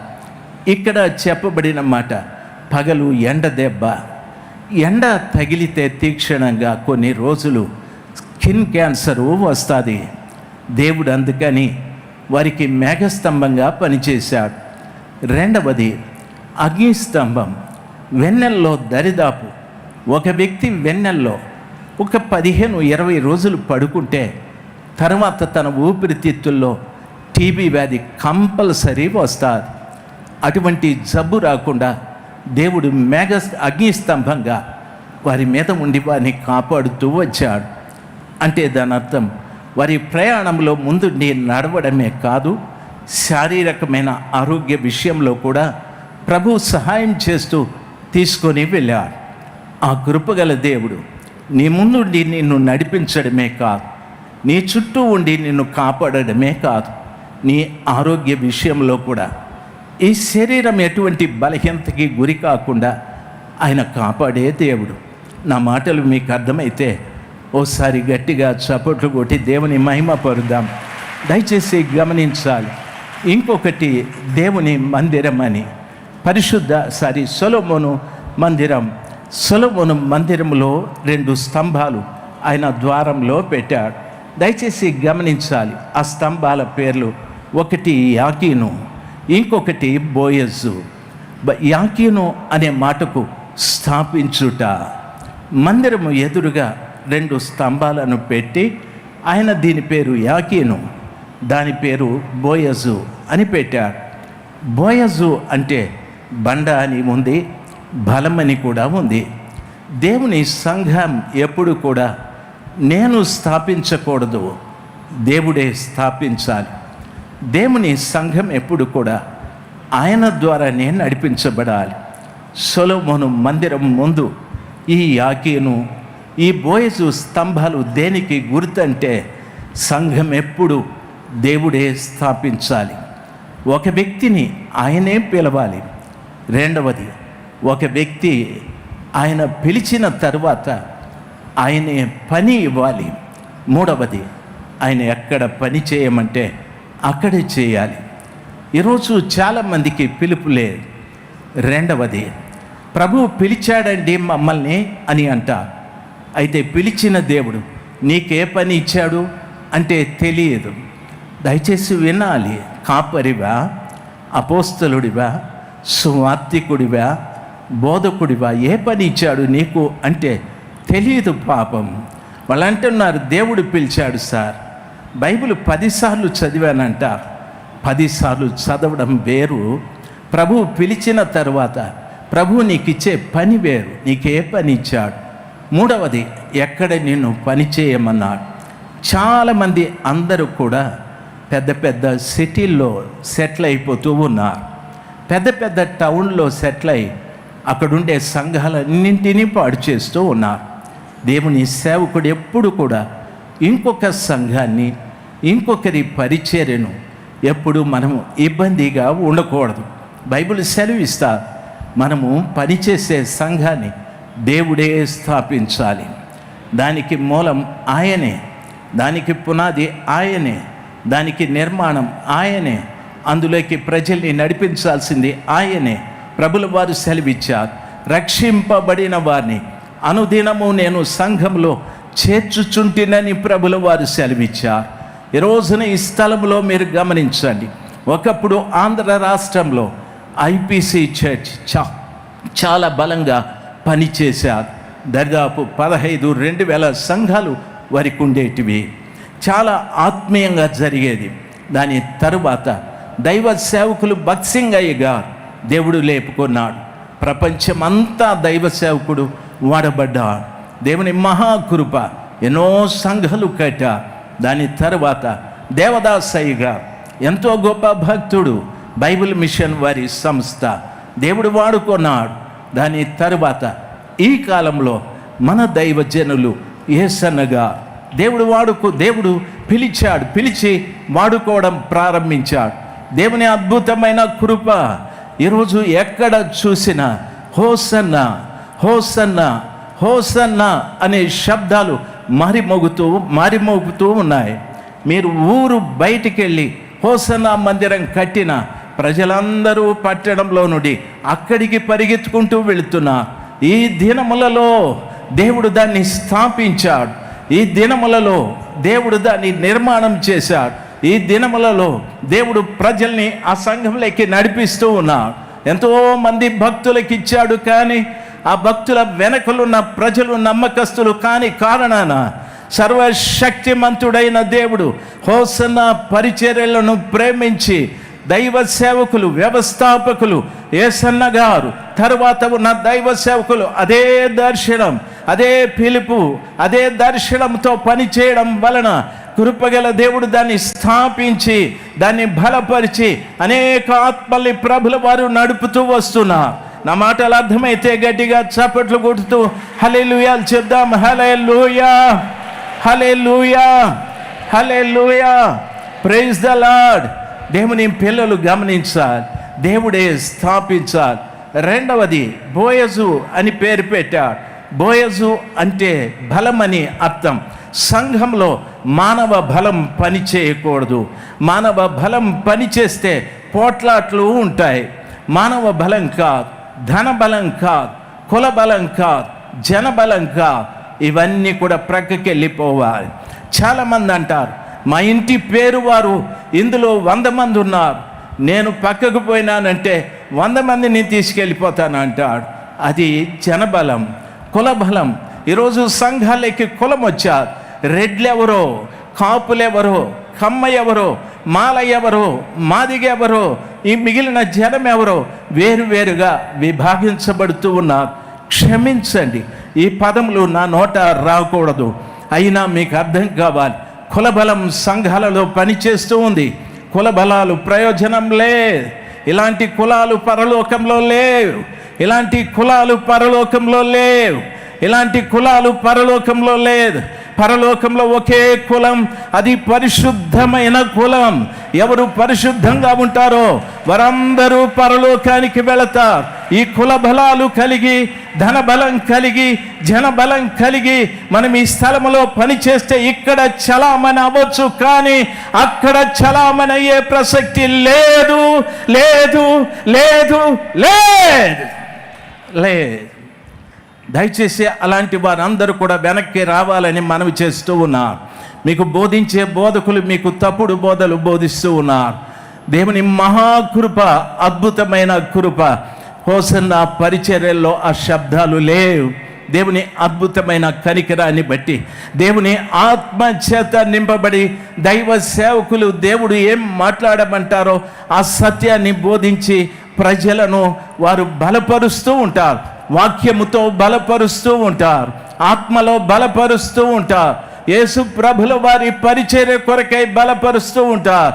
అంతే, సంఘంలో వేరొక బలానికి చోటు లేదు, లేదు, లేదు. వింటున్న దైవ జనాంగమా, చాలా సంఘాలు ఈ స్థలములోనికి వచ్చాయి. ప్రతి సంఘానికి నా మనవి, ఒకవేళ ఎటువంటి బలాలు కలిగి ఆ స్థలంలో మీరు కూర్చొని దేవుణ్ణి ఆరాధిస్తూ ఉంటే ఖచ్చితంగా మీరు ప్రభు ఉండే స్థలానికి వెళ్ళలేరు. పరిశుద్ధులు వెళ్ళే స్థలానికి వెళ్ళలేరు, వెళ్ళలేరు, వెళ్ళలేరు. ఆ బలములన్నీ మానుకోనండి. సర్వశక్తిమంతుడైన దేవుని పిల్లలుగా సంఘంలో వాక్యము చేత ప్రజలు బలపడాలి, ఆత్మ చేత ప్రజలు బలపడాలి, ఐక్యంగా ప్రేమలో వారు బలపడాలి, తగ్గింపులో వారు బలపడాలి, లోబడే విషయంలో బలపడాలి. ఈ రీతిగా ప్రతి దైవ సేవకుడు సంఘంలో ఇటువంటి బలములు సంఘానికి నేర్పించునుగాక. హల్లెలూయా. వింటున్న దైవ జనాంగమా, సొలొమోను స్తంభాలు కూడా ముగిసిపోయాయి. ఇప్పుడు ఆఖరి మాట ప్రభు అంటాడు, ఇటువంటివన్నీ కూడా మీరు కలిగి జీవిస్తే నేనేం చేస్తానో తెలుసా? నా మాటలు బాగా గమనించవలసిన విషయం. దేవుని మందిరంలో ఉండవలసినటువంటి స్తంభం ఏది అని చూడండి. జయించు అని నా దేవుని ఆలయంలో ఒక స్తంభముగా చేసేదను. ఇవన్నీ మనము జయిస్తే, ఆ కిరీటాలకు సంబంధించిన విషయాలు జయిస్తే, ప్రభుల వారు అంటున్నారు, నా దేవుని ఆ మందిరం, నా దేవుని 12వ వచనం, దేవుని ఆలయంలో ఒక స్తంభముగా నిన్ను చేసేదను అంటాడు. దేవుని ఆలయంలో ఒక స్తంభముగా నిన్ను చేసేదను. భూమి మీద ఈ రీతిగా నీవు మార్పు చెందితే, భూమి మీద ఈ రీతిగా నీవు మారితే, ప్రభులు వారు అంటున్నారు, నా కుమారుడా, నా కుమార్తె, దేవుని ఆలయంలో, హల్లెలూయా చెప్పండి, హల్లెలూయా, దేవుని ఆలయంలో, పరలోకంలో నేను మిమ్మల్ని ఒక స్తంభముగా చేస్తాను. నేను మిమ్మల్ని ఒక స్తంభంగా చేస్తాను అంటే దాని అర్థం ఇంకా చేయలేదు. ఇవన్నీ మీరు పూర్తి చేస్తే దేవుని ఆలయంలో మిమ్మల్ని ఒక స్తంభంగా చేస్తాను. ప్రభువా, స్తంభముగా చేసి ఏం చేస్తావంటే అందులో నుండి వాడు ఇక మీదట ఎన్నటికి వెలుపలికి పోడు. దేవుని ఆలయంలో నువ్వు స్తంభంగా నిలబడితే ఇంకా మీదట అన్నటికీ వెలుపలికి పోడు. పరలోకంలో నీవు ఒక స్తంభంగా నిలబడతావు తమ్ముడు, పరలోకంలో ఒక స్తంభంగా నిలబడతావు తల్లి, పరలోకంలో ఒక స్తంభంగా నిలబెడతాడు ప్రభుల వారు. చెలమా, దయచేసి గమనించాలి. ఈ స్తంభములన్నీ దాటి నువ్వు వెళితే, ఈ కిరీటాలకు సంబంధించిన గుణాలన్నీ నువ్వు కలిగి జీవిస్తే, కృపగల దేవుడు దేవుని ఆలయంలో నిన్నొక స్తంభంగా చేసి ఆయన అంటాడు, ఇంకెప్పుడు నువ్వు బయటికి వెళ్ళే ప్రసక్తి లేదు, మరియు నా దేవుని పేరును పరలోకంలో నా దేవుని యొద్ద నుండి దిగివచ్చుచున్న పరలోకంలో నా దేవుని యొద్ద నుండి దిగివచ్చుచున్న నూతన యెరూషలేమును నా దేవుని పట్టణపు నూతన యెరూషలేమును నా దేవుని పట్టణపు పేరును నా క్రొత్త పేరును వాని మీద వ్రాసెదను. అబ్బబ్బా, హల్లెలూయా. సార్ గట్టిగా చప్పట్లు కొట్టండి సార్. హల్లెలూయా చెప్తూ గట్టిగా చప్పట్లు కొట్టండి సార్.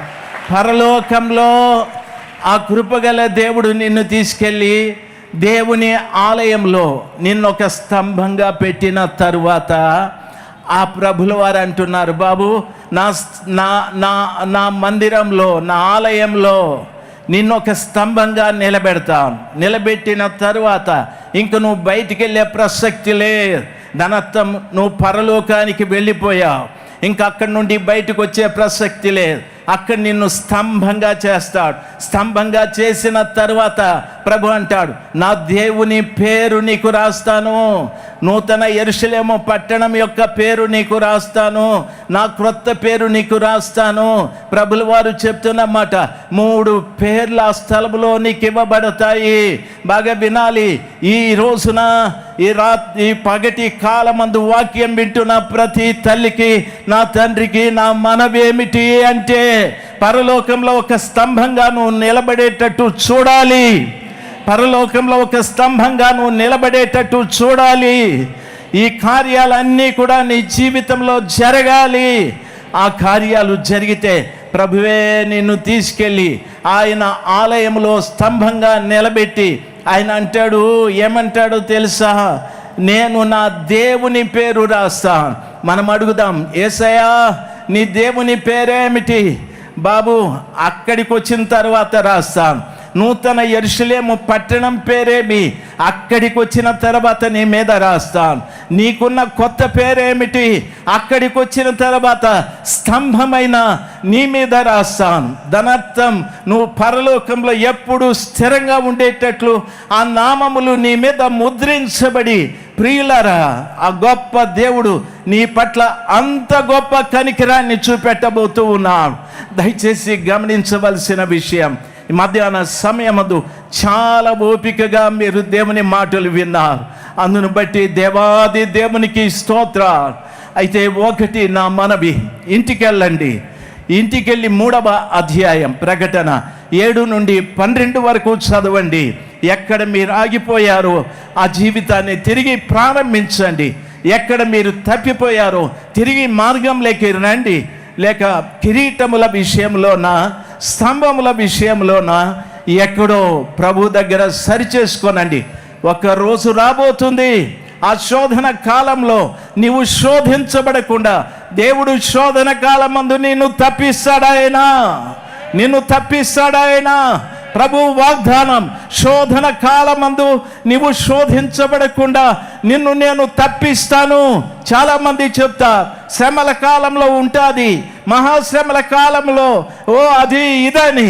లేదు, నీకది లేదు. నా ప్రభు వాగ్దానం, శోధన కాలంలో నేను నిన్ను శోధకుని నుండి తప్పిస్తాను, భయపడద్దు. అయితే పైన ఈ కార్యాలన్నీ నీ జీవితంలో జరగాలి. నిన్ను నేరుగా తీసుకెళ్ళి దేవుని ఆలయంలో నిన్ను స్తంభంగా నిలబెట్టి నా దేవుని పేరు రాస్తాను, నూతన యెరూషలేము పట్టణం పేరు రాస్తాను, యేసయ్య పేరు రాస్తాను. బాగా గమనించవలసిన విషయం, నాకు బ్యాడ్జి ఇచ్చారు. ఈ బ్యాడ్జిలో హోసన్నా మినిస్ట్రీ బ్యాడ్జి. నేను ఇండియా అంతా తిరిగిన ఈ బ్యాడ్జిని పట్టి మీరు హోసన్నానా అని అడుగుతారు. అవును సార్, నేను హోసన్నా సంస్థకు సంబంధించిన వ్యక్తినని సగౌరవంగా చెప్తాను. హోసన్నా పరిచర్యను ప్రేమించే ప్రతివారు నన్ను చాలా గౌరవంగా చూస్తారు. పరలోకంలో దేవుని పేరు, నూతన యెరూషలేము పట్టణం పేరు, యేసు ప్రభుల వారి కొత్త పేరు, ఇవన్నీ నీకు రాయబడితే పరలోకమంతా నిన్ను గౌరవిస్తుంది సార్. పరలోకమంతా నిన్ను గౌరవిస్తుంది సార్. కెరూబులు వచ్చి నీకు శిరస్సు వంచుతారు సార్.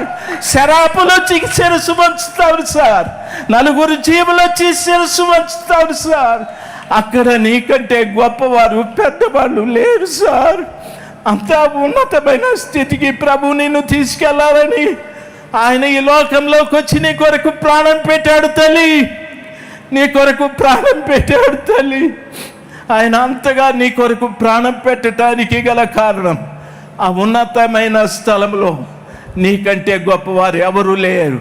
అందరూ చూసి మీరు యేసువారా, మీరు దేవుని వారా, మీరు నూతన యెరూషలేము పట్టణపు వాస్తవ్యులా అని నిన్ను గురించి మాట్లాడుకుంటారు సార్.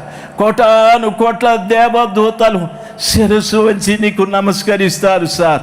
ఆ గొప్ప భాగ్యం కావాలి, ఆ గొప్ప భాగ్యం నాకు కావాలి, ఆ గొప్ప భాగ్యం నాకు కావాలి అనుకునే ప్రతి బిడ్డ ఈ తుచ్చమైన లోకాన్ని వదిలిపెట్టండి, కోరికలు వదిలిపెట్టండి, ఆశలు వదిలిపెట్టండి, ప్రభు వైపు చూడండి.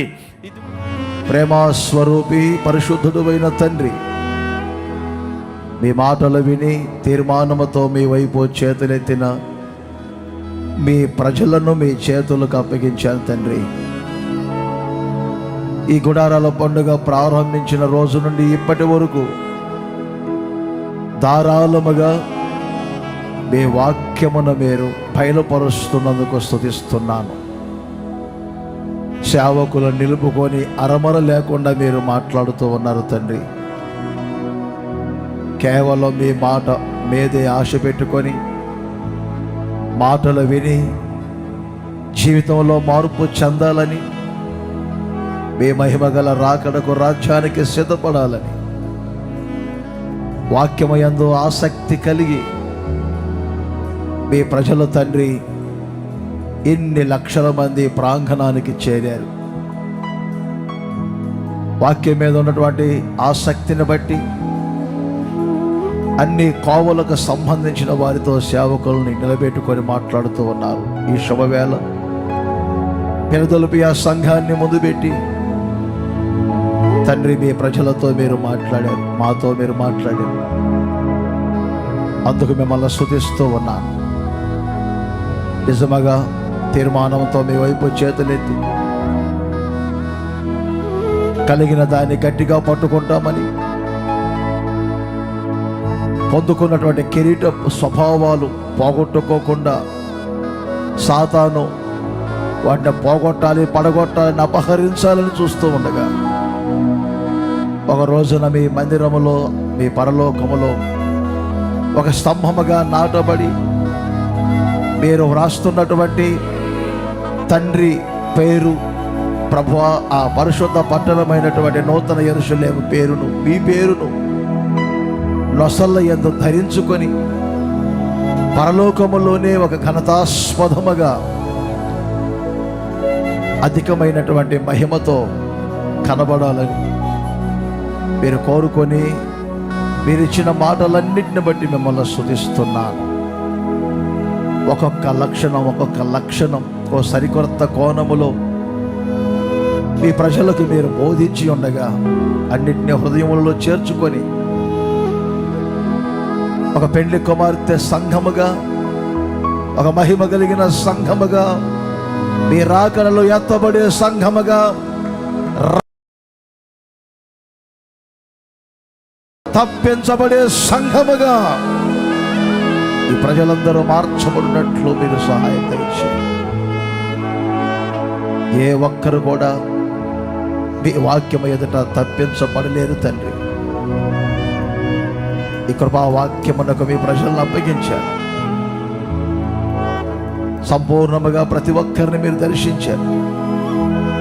ఆశీర్వదించండి, మాటలందరూ హృదయములో స్థిరపరచండి.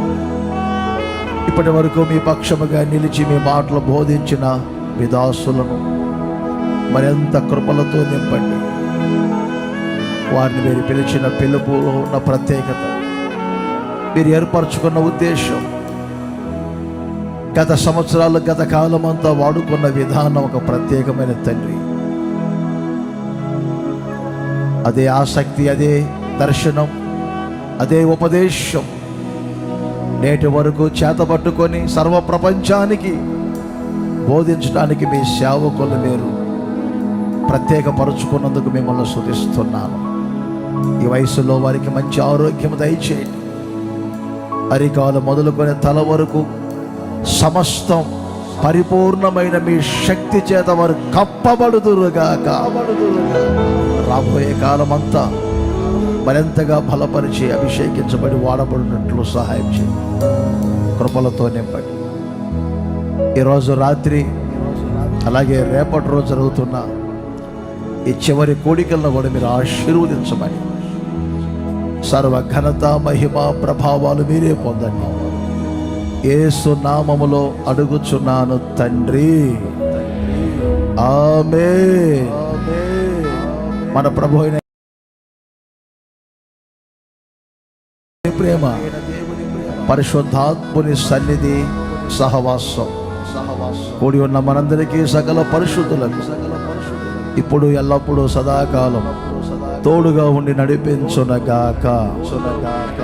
చెప్పండి అందరూ ఆమేన్.